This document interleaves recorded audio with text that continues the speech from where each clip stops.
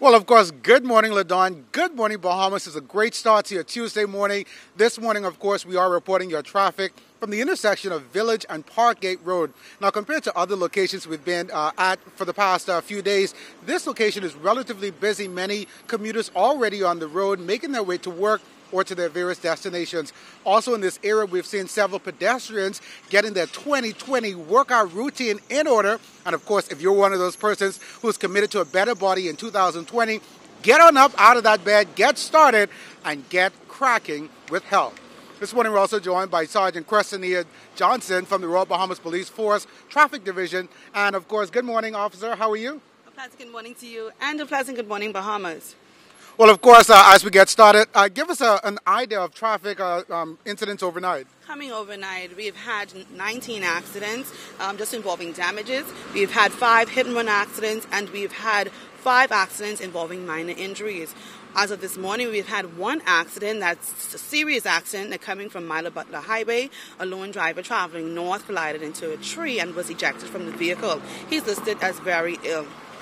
Now, of course, with that incident, of course, you are obviously still investigating, and you suspected that there may have been some involvement of alcohol use? Yes, some consumption of alcohol is suspected in the matter, but investigations continue. Well, of course, and as we're in this area, we've also pointed out the fact that several schools are in this zone. Talk to us a little bit about how fast vehicles should be going and what they should be looking out for. Okay, excellent. As it pertains to this area, we can see that this is a high pedestrian traffic area. We have had persons walking to and from, and we would like drivers to understand that, guess what, when you're in these particular areas, this inner city, this is what we call the inner city. Inner city. Yes, you are to travel at 25 miles per hour if the sign is not posted. You're not to exceed that. It is for a reason. It's to make sure that you have proper view of the road and know what exactly is going on within your vicinity. Drivers do have a duty of care to pedestrians as well. So we are asking individuals, if you're in the inner city, travel at 25 miles per hour. If you're on the outer skirts, say for example, if you're in the Coral Harbor area or the Airport Road area and the sign is not posted, you have to travel at 30 miles per hour. 30 miles per hour. Okay, so these are there for a purpose. Okay, as it pertains to the school zones, when you're entering a school zone, the school zones are scheduled from 7:45 a.m. to 9 a.m. and then again at 2:45 p.m. to 4 p.m. During this time, you're to travel at 15 miles per hour. 15 miles per hour. This is to make sure our little darlings are kept safe.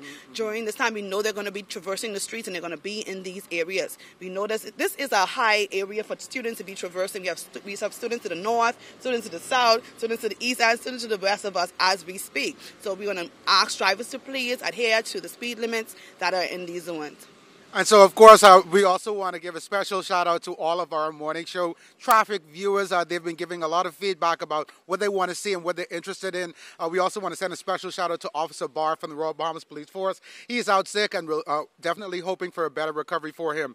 And then finally, tomorrow, one of those things that we want to focus on as well, we want to look at some of those trends in regards to those hit and runs. We talked about it yesterday as well. Yes, hit and run accidents. We've seen that we have the reoccurrence, and as of last night, we had 5. Coming out of the weekend, we had a total of 8. So just in one night, we had an increase. We had 5. So we're gonna touch on that tomorrow and get into more detail about it and things that we should do and things that we could do as drivers to avoid these incidents, or when we get in these incidents, be able to adjust. And for you persons there at home, I hear you. I know you definitely want to have some more information about that turn left policy that the country has now. A lot of persons not engaging it. And of course, if you're one of those, we're reminding you once you approach a traffic light that you are at liberty to take that left turn. Of course, you have to look both ways and you must have an all clear before you make that turn. Any final words, officer? Yes, we just want everybody to remember that you owe a duty of care to everybody. Drivers, you're responsible for the persons that are inside your vehicle, the pedestrians that are out there, and you're responsible for yourself. So make sure that you guys take care of yourself and operate these vehicles in the right order. So some great news there, getting your morning started this Tuesday morning. Ladon, back to you in studio.